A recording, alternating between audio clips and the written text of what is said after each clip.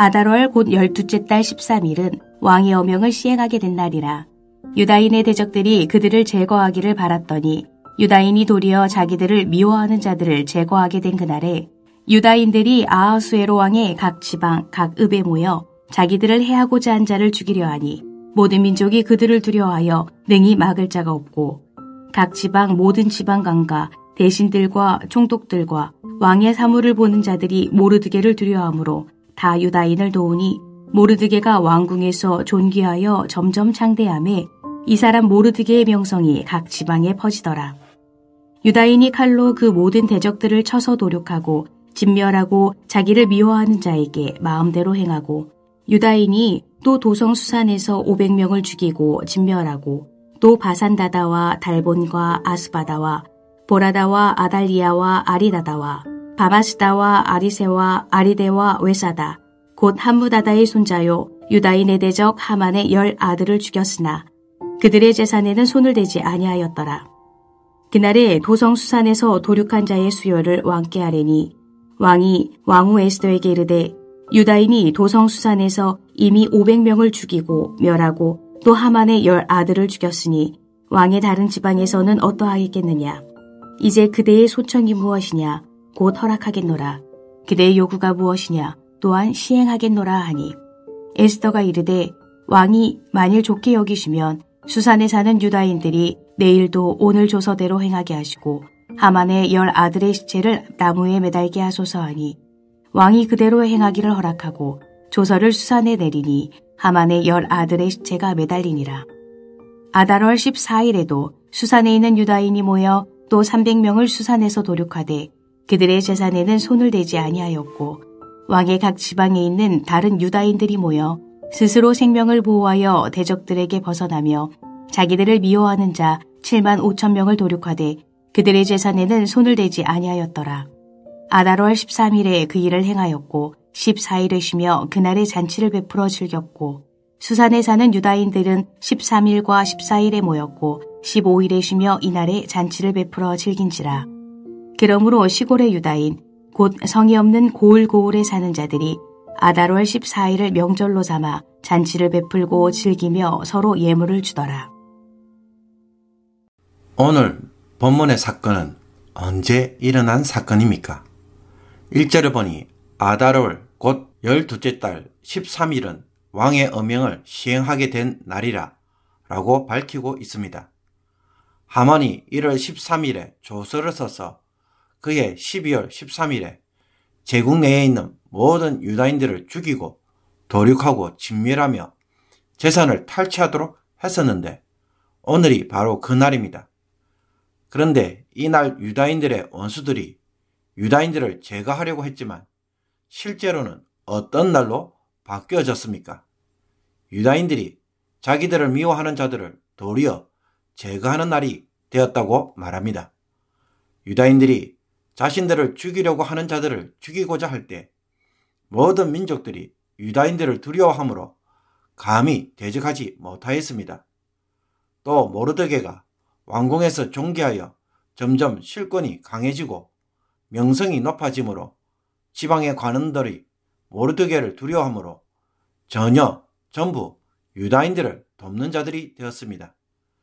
그럼에도 불구하고 수산성에서는 죽은 하만의 편에 서서 유다인들을 대적하는 자들이 있어 500명을 죽였으며 그 중에는 하만이 자랑하던 10 아들도 멸절됩니다. 특히 아들들의 이름들이 일일이 나열되었다는 것은 아멜렉을 진멸하라는 하나님의 예언의 말씀이 성취된 것을 강조하고 있습니다. 수산성에서 500명이 죽고 하만의 10 아들도 죽었다는 것을 보고받은 왕은 에스더에게 더 남은 소청이 있는지 묻습니다. 에스더는 원수를 제거할 날을 하루만 더 주시기를 구하면서 하만의 10 아들의 시체를 장대에 매달게 해달라고 요청합니다. 다시는 유다의 대적들이 감히 유다 사람들을 위협하지 못하도록 본보기로 삼기 위한 조치였습니다.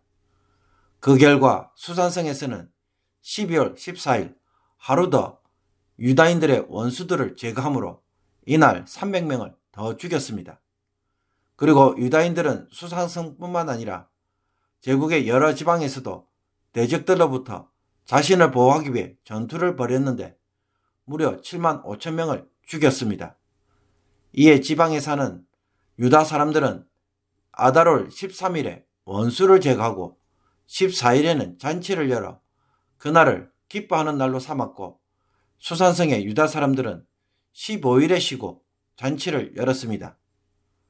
9장 1절에서 유다인들의 대적들이 그들을 제거하기를 바랐더니 유다인이 도리어 자기들을 미워하는 자들을 제거하게 된 그날이라고 말하는 것처럼 12월 13일은 반전의 역사가 일어난 날입니다.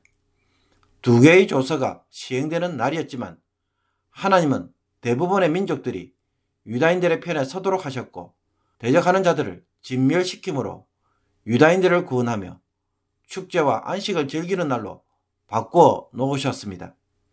엑소더스는 끝까지 하나님에 대하여 그 이름조차 언급하고 있지 않지만 누가 봐도 하나님이 뒤에서 일하고 계심을 아주 명백하게 드러내고 있습니다. 이방인 자신들이 유다인 뒤에서 역사하시는 하나님에 대하여 두려워했던 것입니다. 그러므로 우리가 굳이 삶의 현장에서 하나님의 이름을 의도적으로 드러내지 않아도 하나님을 드러내는 것이 무엇일까요? 성도의 삶에서 하나님의 반전의 역사가 일어날 때입니다. 이것을 통해 사람들은 하나님이 성도 가운데서 일하심을 직접 체험하게 됩니다. 우리가 가정이나 일터에서 이와 같은 반전의 역사가 일어나고 또 이것을 이방인들에게 드러내고자 한다면 어떻게 해야 할까요? 모르드게와 모든 유다인들이 죄를 덮어쓰고 기도할 때, 에스더가 죽으면 죽으리라고 결단으로 금식하고 기도하며 나아갈 때 그와 같은 반전의 역사가 일어났습니다. 매주 금요일마다 드리는 금요 기도회가 그와 같은 역사가 일어나는 기도회가 되도록 기도하기를 원합니다. 온 성도들이 마음을 모아서 전심으로 하나님의 뜻을 구하고 그 뜻을 통해 가정과 교회, 직장이 변화되도록 기도하므로 성령의 역사를 체험하는 기도가 될 수 있도록 간절히 기도하기를 원합니다. 그리고 유다인들은 자신들을 대적하는 자들을 싸워 죽였지만 그들의 재산은 탈취하지 않았습니다. 조서대로 한다면 그들은 얼마든지 재산을 탈취할 수 있었습니다.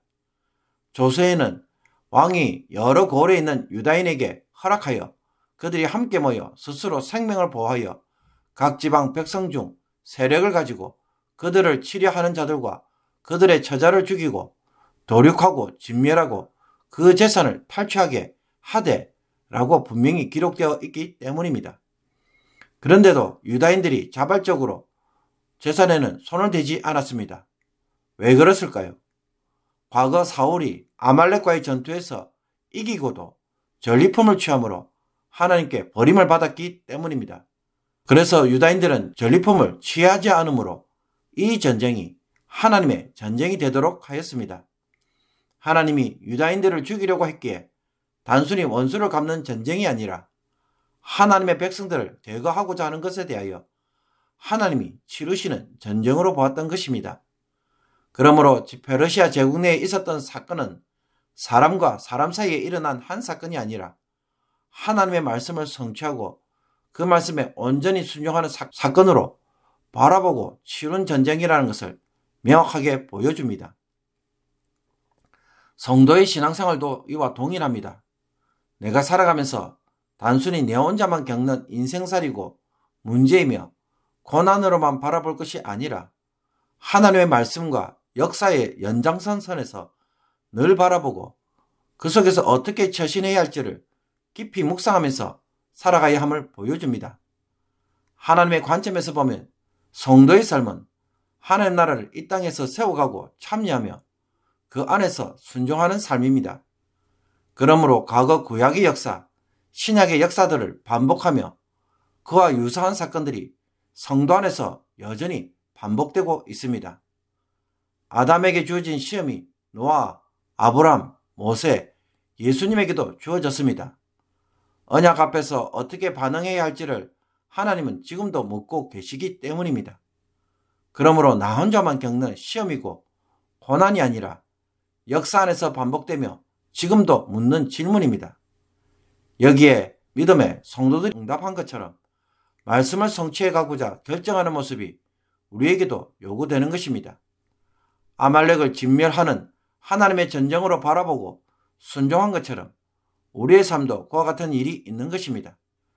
그러므로 돈 때문에, 복수심 때문에 개인적 감정으로 달려들 일이 아닌 것입니다.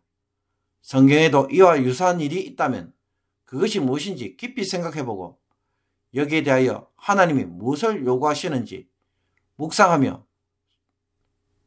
묵상함으로 성령의 인도를 받기를 원합니다. 사람의 일로만 바라볼 것이 아니라 하나님이 어떻게 하시는 일인지 기도를 통해 깨닫고 순종함으로 그 복을 누리는 귀한 주의 백성이 되기를 주님의 이름으로 축복합니다. 기도드리겠습니다. 하나님, 인간의 역사 속에 하나님 나라를 이루기 위해 하나님이 끊임없이 일하시며 똑같은 인간의 반복되는 실패에도 불구하고 인내하여 주심을 감사합니다. 다시는 그와 같은 잘못을 범하지 않고 말씀으로 깨닫게 해주시고 지혜를 주셔서 이제는 제대로 된 순종으로 응답하는 성도가 되게 하여 주옵소서. 그냥 내 삶에서 혼자 겪는 인생 문제로만 취급할 것이 아니라 오늘도 이 하나님의 말씀을 성취하기 위한 일로 바라보며 하나님의 전쟁이 되게 하여 주옵소서. 살아계신 하나님을 인하여 항상 반전의 역사를 볼 수 있게 하여 주옵소서. 어떤 상황에서도 낙심하지 않게 하옵소서. 그래서 울기보다는 먼저 기도하는 성도가 되게 하여 주셔서 온 성도들이 기도함으로 기도의 역사가 있는 교회가 되게 하여 주옵소서. 예수 그리스도의 이름으로 기도하옵나이다. 아멘.